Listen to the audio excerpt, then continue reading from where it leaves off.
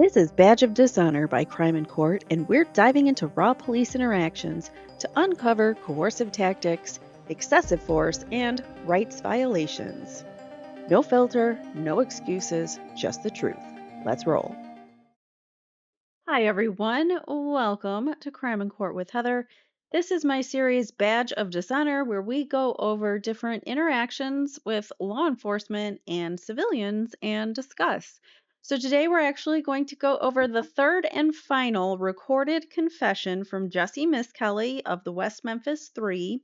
He was the one that gave the first confession and implicated the other two, if you recall. And he also has some intellectual disabilities. And in this particular instance, this recording is different because this is post-conviction. So the other two recordings that we listened to were pre-conviction. So before, they were still investigating, still trying to get the conviction. And now he's been convicted, and we're trying to dissect his confession so far of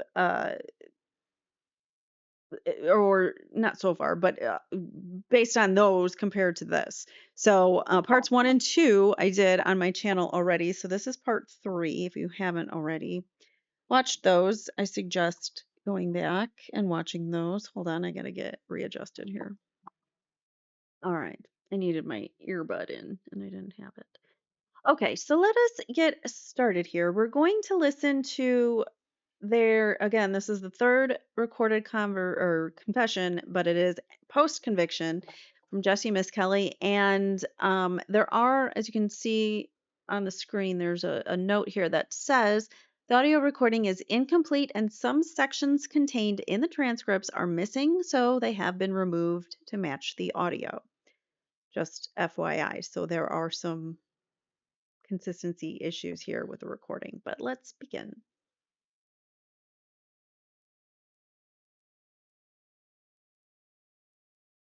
Oh, that's why.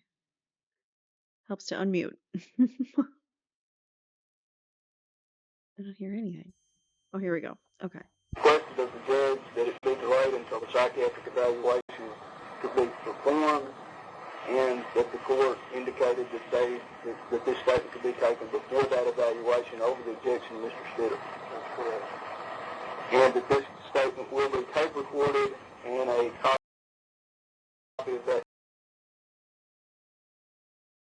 tape or that tape will be provided to defense counsel, and that at this point no promises have been made as to any deals or benefits that will be. Right now, no deals or benefits have been made to Jessie. So this particular, they're saying, they're trying to make it seem there's nothing to gain from Jessie Misskelley to be making this statement. So he's not getting any kind of he's not getting out early, he's not getting good behavior, he's not getting anything. Granted Kelly as a result of this statement that has been no negotiation. Would you state your name? Before you start, I would like to make a regard to what I have and have not advised you. Speak up. Okay. Jesse, can you hear me? Yes, I can hear you. And I'm listening very carefully to what I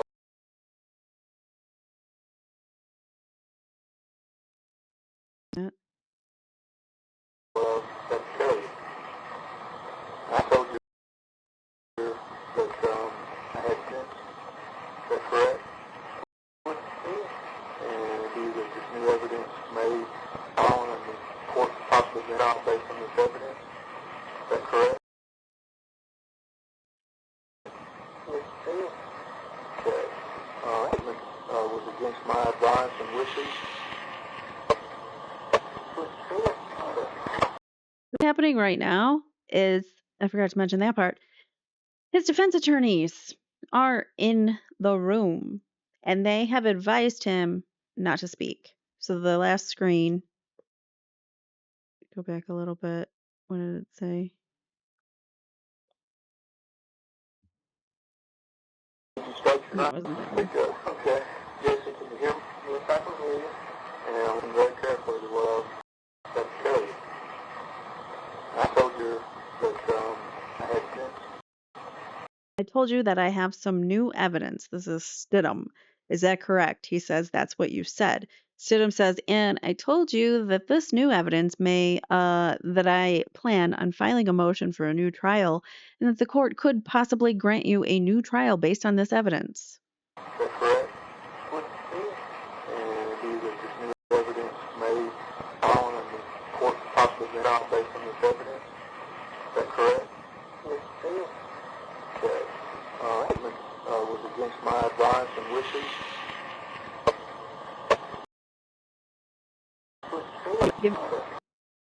I told you that giving a statement was against my advice and wishes. So this is his attorney telling him, you're doing this against my advice. I'm advising you that I don't think it's a good idea for you to give this statement. Do you understand that? Yes, I do. Okay. The court is giving you the same advice. Yes, I do. A little louder, Jessie. Yes, I do. 1 second.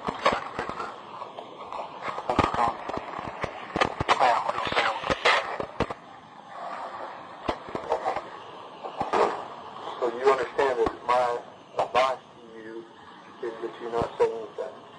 You understand that? Yes. And you're 18 years old, and you understand that I've asked for a mental evaluation? I don't know if you did or not. I asked the court if I could have an opportunity to get you the psychiatric help that you asked for when I was out in Pine Bluff on Tuesday. You remember asking for that? Yes, I do.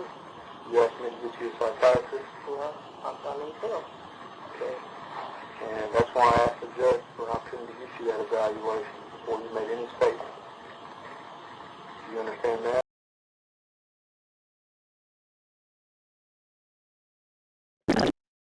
He's trying to, and this attorney is telling him, and there's another attorney too that also advised him not to speak. So they're saying don't say a word and telling him not to make a statement, but he is going to do this anyways, as you will see.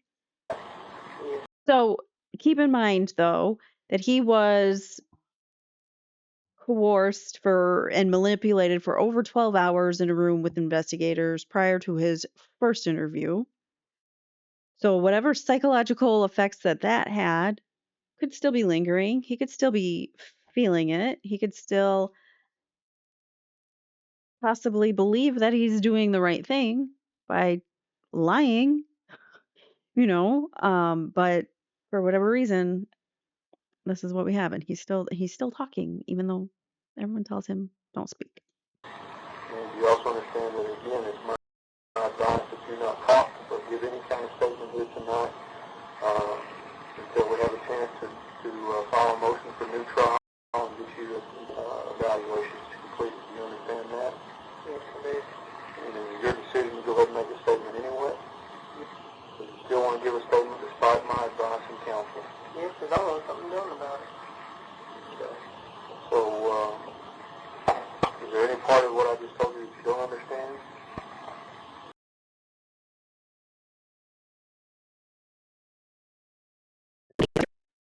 Let me double check. No. You understand everything? Yeah. You want to make this statement regardless of my advice against doing so? Yeah. You want to have an opportunity to talk to anyone else, your father or anyone, before you make your statement? I need to talk to my father. I'm not sure. It's your decision. You're 18 years old.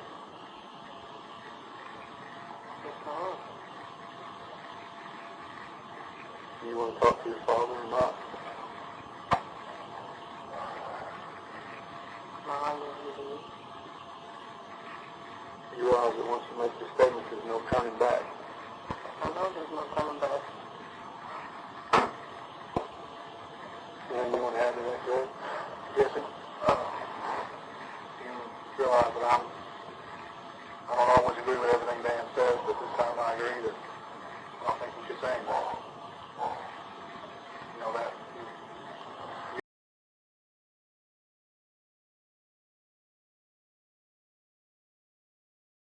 Make sure. Not the interrogator. So that is his attorney. I believe Mr. Crow is also his attorney. We're telling you I don't think you should say anything. Yeah, I understand what you're saying. Okay. Don't you understand that? And you want to anyway. Is that right? Right. Because I want something done. Let me ask you a couple of questions before you get into it. Well, Jessie, when you were brought here, since you've been here with the deputy sheriff, I think you got here about 5, is that correct? Okay, now nobody has questioned you anything about what happened, is that correct? No. Okay, how have we treated you? No. Okay, has anybody been rude to you or anything? No. Now, we made burger sandwich, and I asked Mr. Crow on the telephone, that's all right. He said, that's perfectly all right. I went and we purchased you a cheeseburger, is that correct? Yes, sir. And you had a few, I think I gave you a couple of Diet Cokes. Would you drink them all? Would you drink those, is that correct? Yes. Okay, but you haven't been promised. Kelvin was an investigator who worked with the defense attorneys. He was present during the confessions. I don't know why he's talking to him like he's interrogating him. Also, like, well, we gave you some Coke, didn't we? That was nice. Anything for your testimony, and you want to give it free and voluntary, and nobody's mistreated you. Okay. Would you start your name, please, Jessie? Jessie Misskelley Jr. And Jessie, how old are you? 18. And what's your birthday? July 10th, 1975. Okay. And where were you residing prior to the time you were arrested? Before you were arrested? Highland Park. Okay. Now, I want attention back to the date the 3 little boys were murdered. If you would, on that day, did you go to Robin Hood Woods? Yes, I did. Okay.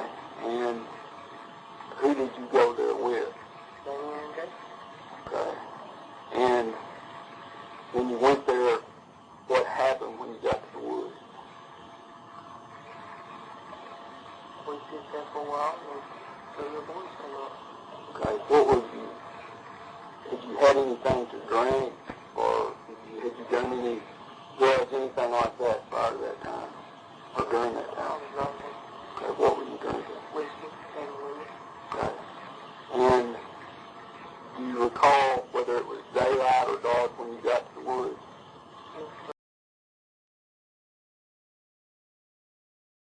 And he said it was morning or noon or something like that. And then in the next statement, they were like, well, but it was closer to 6, wasn't it? Remember? It was closer to 6. Like they were trying to get him to say that it's later in the day because that's when the boys went missing. So again, you're going to hear the investigators try to get specific details nailed down yet again. I don't know why we're doing this again, even after we got a conviction, but here we are. Okay. And do you know or do you have any idea what time it was about when you got to the woods? Oh, no. Okay.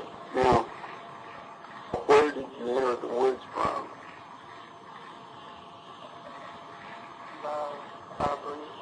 Okay.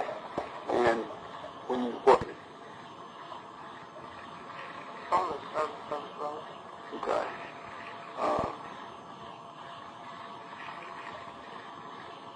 You entered the woods by a bridge near the service road.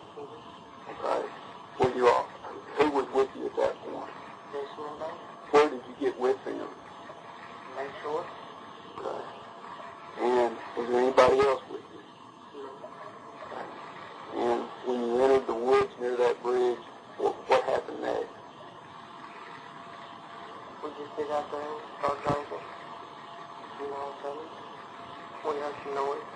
We go to here.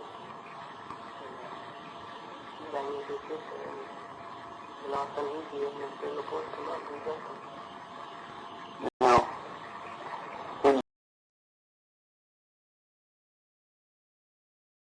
noise, and Jason and Damien hid. And all of a sudden, then the 3 little boys came up and we jumped them. Why? What for? Why did all 3 of you just start attacking these little boys out of nowhere? There's nothing to even say that like there was any kind of provocation for them to do this. But this is the story that they're coming up with. Okay. So that prior to the boys coming up, what was Damien doing? sitting there on one side. Okay. Was he drinking too? Mm-hmm. What was he drinking? He was drinking beer. Okay. And what about Jason? Okay. Did they appear to be intoxicated? Maybe. Okay. What about you? Did you drink to the point you were intoxicated? I drank to the point I was. And when you drank anything with the whiskey? No. Okay. And what brand was it? Okay. Where did you get that from? Okay. Was there anybody with you when you got there? Okay. Were you the only one there when you got with Evan Williams from her? Okay. And how much? When did you make arrangements for her to get there? Okay.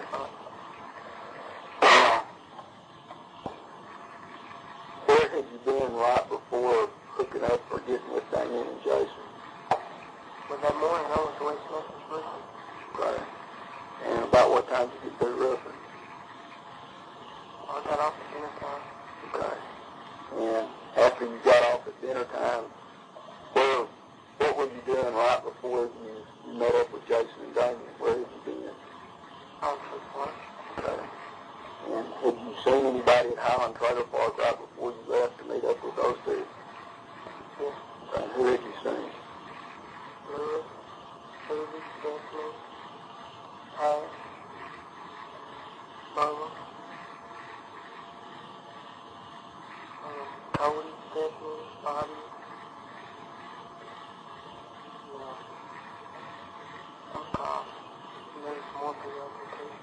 Okay.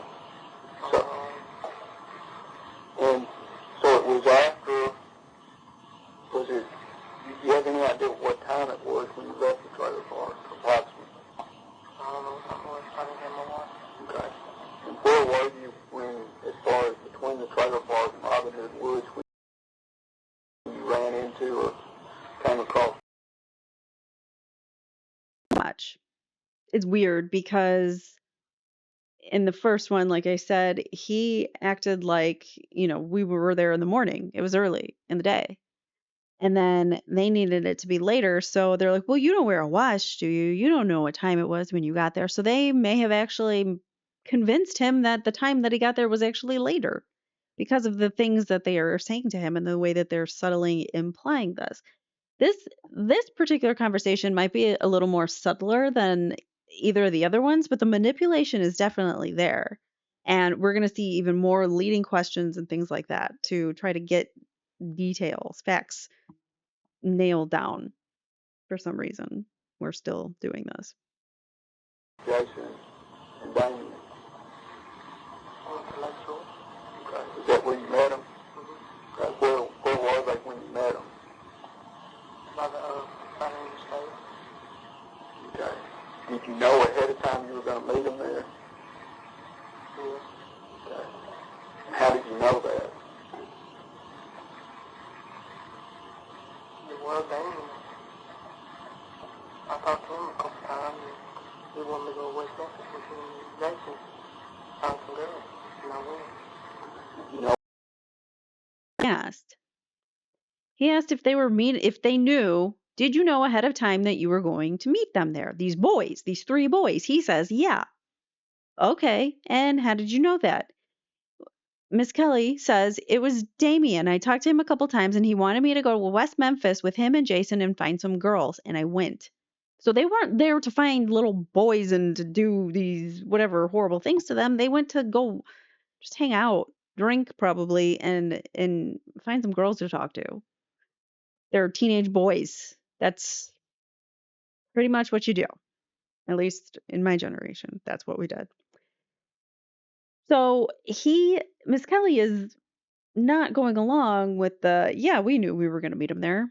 Instead, he goes, no, we were going to look for girls, basically. So he just basically, in this answer, discredited his first answer by saying they didn't know that they were going to meet the boys, basically. Well, you were going to okay. Now, how did you get from Lakeshore to the woods? What route did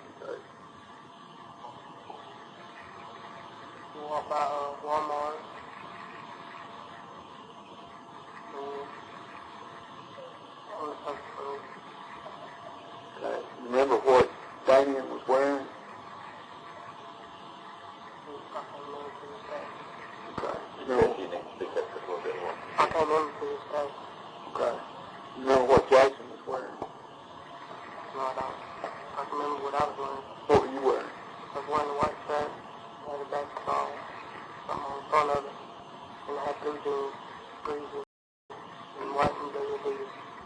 Okay. Now, after you got in the woods, do you have any idea how long you were in the woods before the kids came up? Not very long. Okay. Now, where were you in relation to the creek that runs through the woods? You know what I'm talking about when I say there's a creek running through it? Yeah, because it goes up under the creek. Okay. The creek that runs under the service road? Okay. Were y'all in the creek, out of the creek? Out of the creek. Okay. Were all three of you out of the creek? Yeah. Okay. And were you on the Blue Beacon side or the Memphis side of the creek when the boys came up?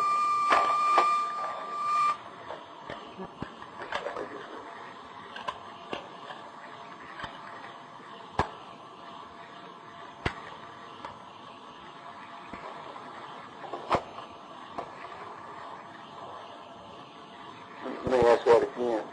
The creek that runs under the service road and into Robin Hood Woods, okay, one side and one side of it's closer to Memphis. One side. Were y'all on the Blue Beacon or on the Memphis side of that creek? Okay. And which way, where did the boys come from? Or do you know? I don't know. Okay. When did you first know they were in the woods? All I know is how the kids holler. Okay. And what happened at that point? And then they start making some noises to get their attention and they come over where he was at. When you say to get their attention, what did he do? Holler a little bit. Okay. And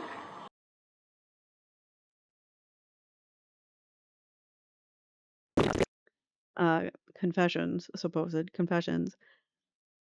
It all seems like he's just kind of making it up, or I don't know. Whatever comes to mind, he's just saying. When they came over, what happened? And then Damien jumped on him. The military companies on Damien. And me and Damien jumped on him. Do you know which one Damien jumped on?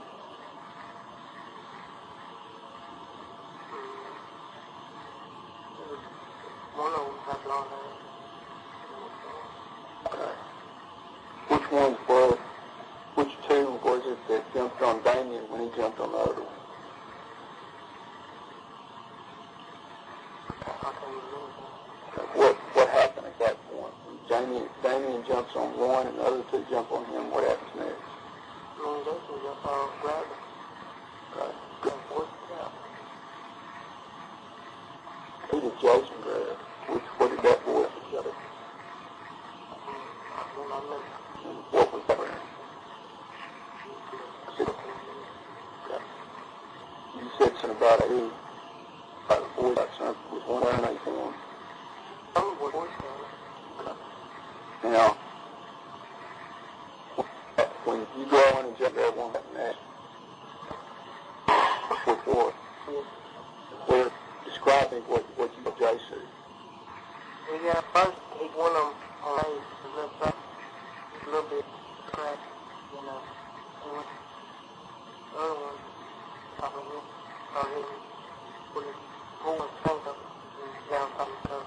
Okay. Now, you said he fired somebody that one that cut him a lot of his face. Okay. Was that good person the one he joined that was not?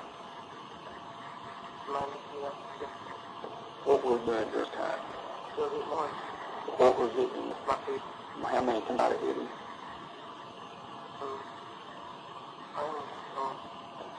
What was his body hitting him? What was he doing this time? The one that cut on this.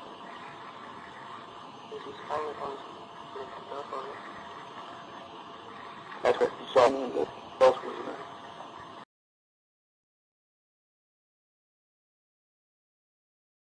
The boy in the face. Davis says, okay, in the head. Davis says, what was Damien doing during this time? Misskelley says, well, the one that got cut on his face, he stuck his finger on his cheek and slicked the blood off of it. This sounds like a movie or something, the way that he's describing it.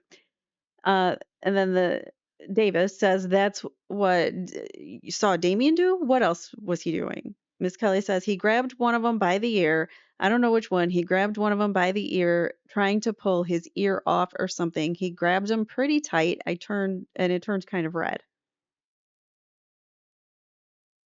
Were the kids, the three little boys, were they saying anything, doing anything during this?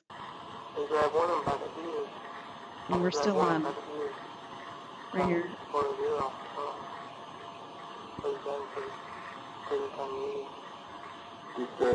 Were the kids, the three little boys, were they saying anything or doing anything during this? Stop. And what about the boy that you were hitting? Is he saying that? Well, he was telling me to stop, and I stopped. Then Damien told me to stop, don't stop. Then I got on again. Now, did anybody at what point, or at this point when you're doing that, did they have their clothes on?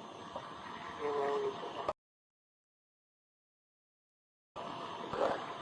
Were they, at some point, did they get hit with anything besides your fist? Who hit them with the stick? I hit one of them with the stick.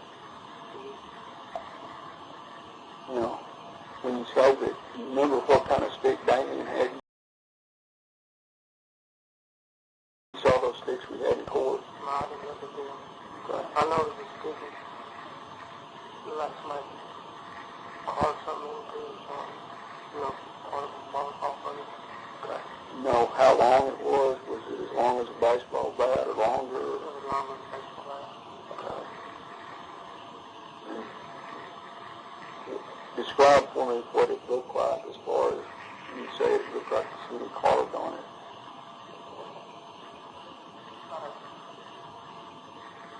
Like a piece of the bark off of it. Was that at the end or middle or bottom? Or do you remember?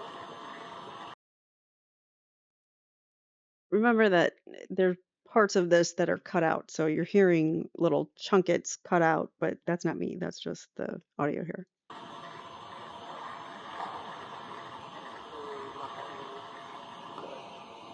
Yeah. Good, I was making sure I picked it up. I can't remember. Okay. Now, when you were hit, when you say that you were hitting them and Jason and Damien were hitting them, were the boys still conscious at that point? The little boys? Yeah. Okay. At what point did you notice or did you ever see them when they didn't appear to be conscious or they appeared to have been knocked out? No. Okay. Now, at any point, were you there the whole time while this was going on? Mm-hmm. Okay. How far were you from Damien and Jason?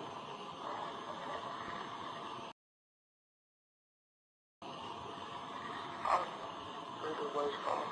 Okay. When you say no, let's see, you know how? From here to that door over there. Okay, the door outside this building? No, the door to the next room. Okay, so it'd been about, say, 10 yards or something? Something like that, maybe not even that. Okay. And could you see what they were doing? I didn't pay attention to them. I just kept on looking at one. Okay. And was that the boy that had the Boy Cub Scout uniform on? Okay. Now, what did you see Jason and Damien do to the other two?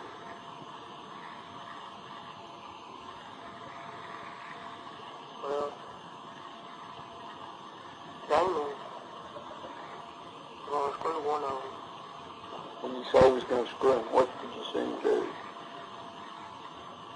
Then you go see Amos and the boys behind. from present to like future. He's talking about it like it's happening in the future. He was talking about it like it was in the present tense, and now all of a sudden he's talking about it like, well, Jason was going to do this. Did you see him do it? Jason said he was going to stick his penis in the boy. What? Okay. But that's not, did you see him do it was the question. So his answer doesn't fit the question in the tense properties, right? So that is suspicious to me.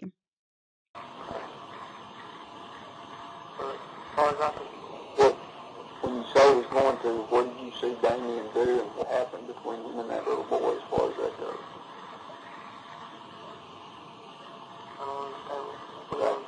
You said that he was going to screw the little boy or stick his penis in his behind. What did you see Damien do? He didn't do it. He was going to do it. He was going to it, then they didn't. So now he's like backtracking in his confession of the boys. So in the second one, they went into a lot more detail of what the boys were doing to what Damien and Jason were doing to the boys. Now he's saying it switched to present tense. He was going to do it, and then he asks him to clarify, what did you see Damien do? They didn't do it. He was going to, but they didn't. Well, how do you know? First of all, how do you know anyone's intention on what you were going to do? And secondly, he just backtracked from what he just originally said. Oh, I gotta let the dog out. Hold on. I'm back. Sorry. Puppy needs potty breaks lots of times throughout the day. All right, so let's just continue. to it. What was it that Damien did that made you think he was going to do that? Well, I seen the boy's pants down. How did his pants get down? He pulled them. Who pulled them? No. How did his pants get pulled down? Another kind of leading question. Like, obviously, he pulled them down. Like, I don't know. But it also assumes that his pants were down. It assumes facts as true already when he says these questions. They're very leading. Get down. Pulled them. Who pulled them? No. Okay. And was the boy running when that happened, or was he trying to get away, or what was happening? He was keeping his feet. Okay. And what else did Damien do besides pull his pants down, the little boy's pants down, that made you think he was going to screw him?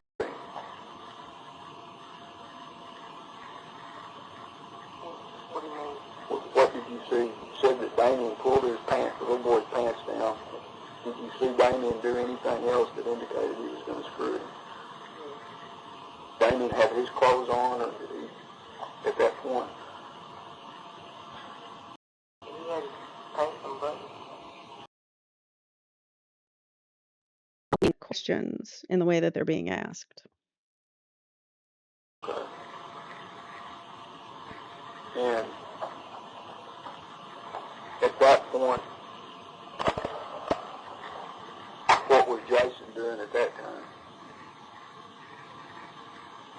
Yeah, he pulled one of his boys' pants down on top of him, and started swinging.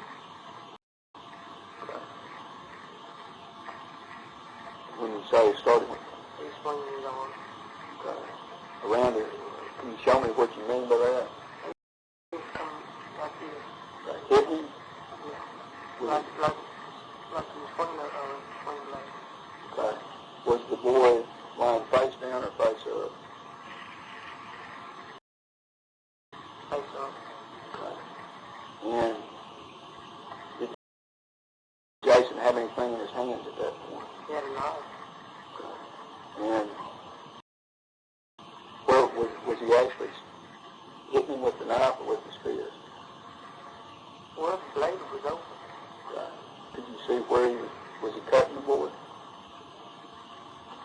No.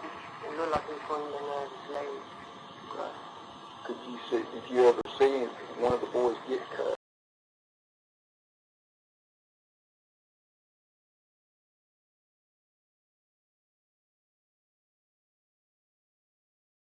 With a knife?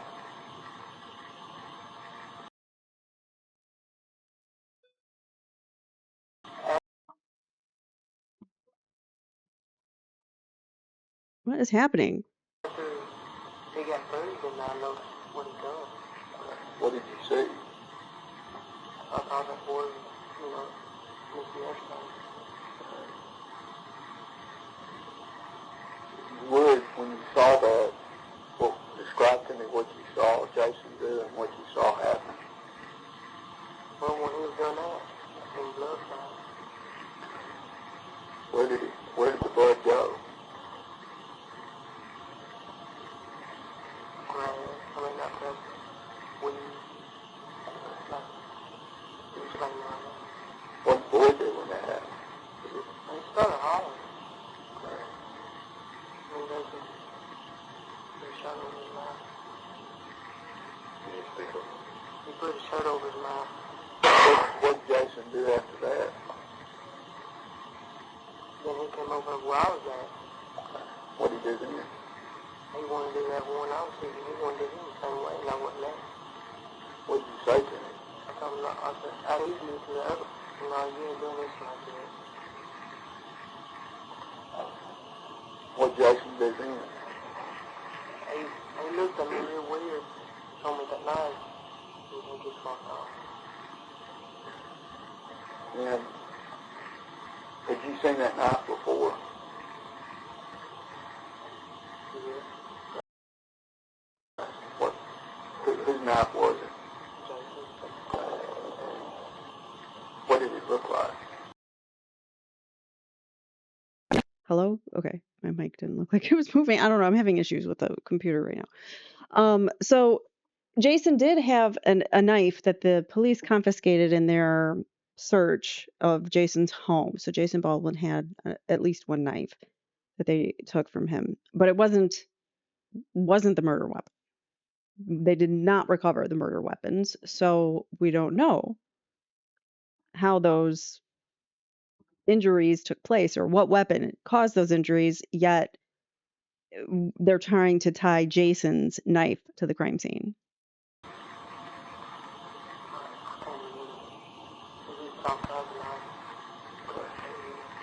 All I know is You saw a lock like one that folds out and locks? Yeah. Okay. And well, what happened to the boys? Did you say, well, just after you see Jason do that and he comes to you, what happens next?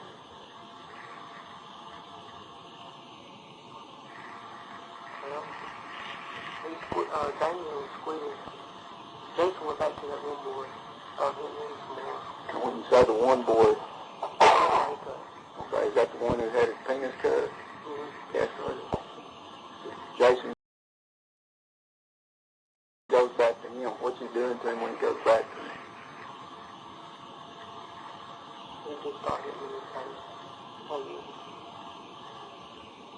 What are you doing at that point? When you see him go back, he's castrated and he's hitting the boy in the face, what are you doing? I didn't stop what I was doing. What about the boy that you've been hitting on? What's he doing at that point? He was unconscious. Okay. Were you still holding on to him? Yeah. Okay. How did you have him held?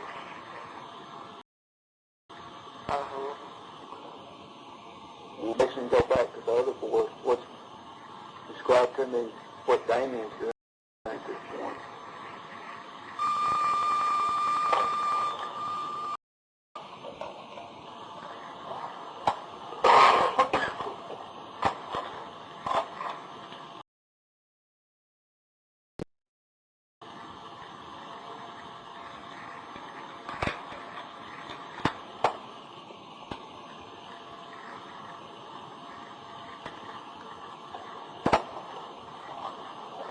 Jesse, you told me that Jason came over to you and then went back to the boy that had been castrated and started hitting him in the face. What was Damien doing at that point? He was still holding them, still messing with them boys, that boy's ears. Okay. Ears. And you said that you had, the boy that you had was unconscious. Tell me what happened next. What you remember happening next. I let him go. After that, I let him go. And then he coming down. So I kept on heading on to him and started hitting some more. And None of this story makes were sense. the other two boys still conscious? You said the one you had was unconscious. Were the other two boys still conscious at that point? Well, the one that got castrated, he wasn't moving that much no more. So I figured, he might have been dead or whatever. I don't really know. Now, what happens next? You said Damien still got the other one, Jason's got one, and you've got one. What happens next? Damien was messing with it. We've turned the tape over, at least one of the tapes over. Jessie, you said that you got If you're not following the screen, the tape just went out. They had to change the tapes over, he says, and now they're starting again. sick going home that night. I mean, sick at your stomach. Going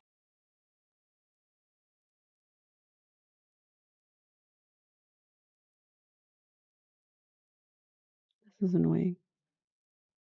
up. Come to our get sick. Okay. And remember where you were when you threw up? Okay. Remember where it was in relation to the road or the overpasses or what? Okay. What'd you do if you're vital? Where at? On the side of a slope on that over the overpass. Okay. We've been where the bridge goes over one of the interstates? Yeah, like you coming from.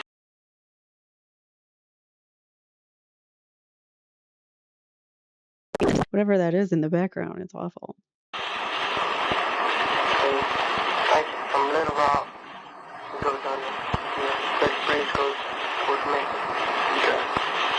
And that would have been Evan Williams? When you left the woods and went back, were Damien and Jason still in the woods when you left? They were still there when I left. Okay. Now, what was it as far as daylight or dark? What was it when you left the woods? I'll say about dark, close to dark. Was it? It was still light up a little bit. Okay. It was getting dark. Okay. And what did you do then?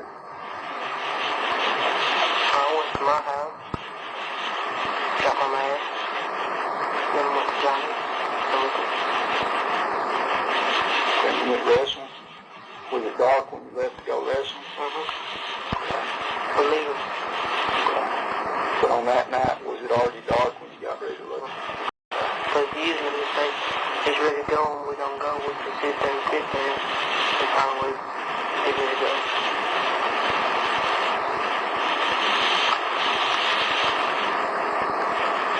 Is everything you told me true? Is there parts of what happened that night that are hard for you to remember? I mean, are there things that happened that night that it's hard or difficult for you to remember? I mean, this is I'm making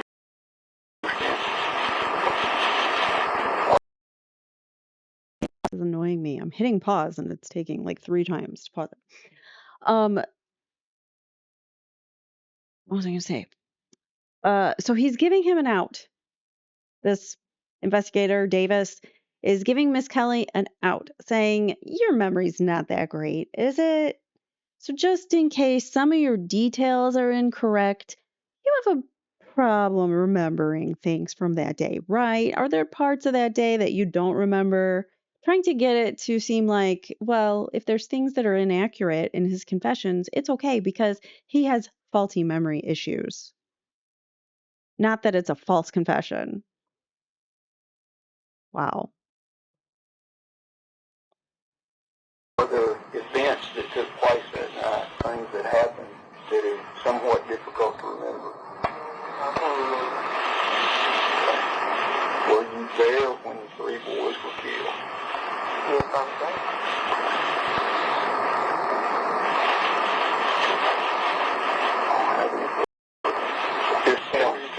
I like to ask a question. When they threw them in the water, were any of them kicking or screaming or anything, or were they all unconscious, or do you know? They wasn't hollering. One of them was just moving. Moving. When you say moving, how was it moving? He was wiggling like a worm or something like that. Was this the one that was castrated, or do you know? I don't remember. It's just one of them. I don't remember. And who threw them in the water? Damien and Jason. Did they push them down and submerge them, weight them down, or just throw them in? Or do you know? I don't know. But you stood standing there watching. I put them in the water, but I don't know what they did after I left. Yeah, were you left before they did? Right. And after it was over, did y'all have some conversations about it? Trent? No, when I seen Damien and Jason on the 14th, they just looked at me and they left me. So y'all have discussions about it? I didn't want to say nothing else to them after what I've been seeing. And that knife, you say that you used a switchblade knife? It was locked. Long blade is kind of fold up. Yeah, and it's got a little button on at the end of it. How long was it, you know? Pretty long, yeah. Have you seen it since? No. But you know it belongs to Jason? Jason. Have you seen it before? Yeah, it's hard.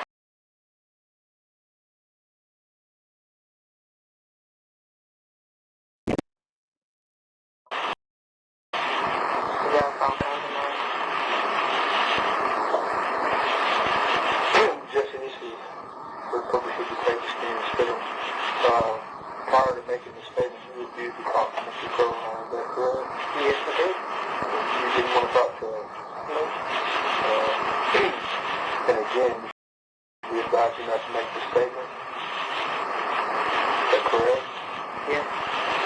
The purpose of your statement, I would like to point out, as I did discuss in that earlier, that I think Mr. Misskelley is perjuring himself. Do you have an opinion? I have a very strong opinion that he's perjuring himself. We feel like we inform the court as officers of the court and ethics that we need to. So, the attorney, this is new. So the attorney speaks up this is right near the end, and he says, wait a minute, me again. I just want to make sure, prior to making this statement, you refused to talk to Mr. Crow and I about that statement? Yes, I did. You didn't want to talk to us? Nope, says Misskelley. And again, we advised you not to make this statement. Is that correct? Misskelley says yes. Stidham says, for the purpose of this tape, I would like to find out something inaudible. Judge Burnett and everyone else thinks it's true. Misskelley is perjuring himself. Do you have an opinion, Mr. Crow? The other attorney for Misskelley says, I have a very strong opinion that he is perjuring himself. Stidham says, we feel obligated to inform the court as officers of the court. Ethically, we feel that something, make that for the record of this statement. So they feel that whatever Misskelley is saying in this particular statement doesn't jive with what he already testified to. Therefore, they're like, we got to cut this off. This is already worse than we probably thought it was. Although I think Misskelley got out most of what they wanted him to, anyways. So there's just like a little bit left. I think that's enough for the record of the statement. One, Jessie, I asked you earlier about what you just told me about the events that took place the night of May 5th. Is that what you told me the truth? Yes, sir. Okay. And if asked to testify to that in court, would you and could you testify truthfully to those? Yes, sir. That would conclude your statement at 8:45 on February 17th, 94. So, kind of crazy that it seems, anyways, the attorneys didn't want this. Jessie Misskelley, for some reason, wanted this. Why? We don't know. At the very beginning, the prosecution's like, well, aren't giving you any favors or anything for this, are you? And he said no. But it makes me wonder, is he getting favors for it? Is he getting treated nicer in the prison if he does this? Is he getting something that other prisoners might not be getting because he's helping them convict Jason and Damien? His statements are convicting the other two. It's very possible that there was some kind of exchange for this particular statement. And it's also just very odd that he did it against his attorney's wills. They all advised him not to, and yet he did it anyways. So I don't get it. I don't know why the statement needed to be made. I don't know if he was coerced or manipulated into making yet another recorded statement. What was the purpose that he was told why this statement needed to be made? I have questions about why the statement even came into play because he was already convicted. So, and then now his attorneys are worried he's perjuring himself, meaning he's saying something different than what he testified to. So it just goes to show that these confessions, you cannot take them necessarily literally or take them with a grain of salt, I should say. Any kind of confession, especially where there might have been law enforcement intervention to get that confession, to coerce a confession, to manipulate a confession. I'm always hesitant to believe a confession. Just because someone confesses doesn't mean they did it. And it's an odd thing, and everyone's like, well, why would anyone confess to something they didn't do? Very, very easy. If you have a good investigator that's even slightly good at the read technique, they can coerce a confession out of you. And also have you implicate 2 other people while they're at it so that they can lock up 3 more victims in the Memphis Three case. We had the 3 boys who were the victims, and now the defendants who I think were victims of the justice system. So I hope this was a good example. I wanted to go through all of these different confessions because they change. They're very different in the things that he says and the details, the way that the questioning is done. These are things that all of us need to be more aware of, especially if we ever become a jury member. We should be aware that confessions don't mean diddly squat, especially when you have a good investigator who can coerce one easily out of someone. And you have to take into other factors and considerations like mental health or intellectual ability, or how easily people can be uh, suggested. How suggestive people are to other people's comments. If an investigator is kind of having you sway this way and you see that that's what they're kind of doing, and you get that impression from them, then you try to shape your answers to that investigator to what they want. It can happen very easily. So just be aware. And in the future, if you're ever called for jury duty, take everything very lightly, because as we're learning on this channel through Debunked and Dissected and Badge of Dishonor and the corruption files, that there are many instances where the justice system isn't fair. So we need to keep an eye on it and keep those in power accountable. Thank you guys so much for watching, and I will see you in the next one. If you have any topics that you would like to see law enforcement interacting with people out in the public, body cams, other people's, mobile videos and things like that. Whatever, if you have a suggested video, let me know. I'm happy to look at them. And if there's some good content that we can extract from it, I'm happy to share. So thank you again, guys, and I will see you in the next one. Take care. Bye now. That's a wrap for this Badge of Dishonor, another example of the badge being misused, coercion, intimidation, and rights trampled. Share your takeaways below. Members get the next breakdown early, so join Justice Insider now and let's hold them accountable together. Thanks for watching.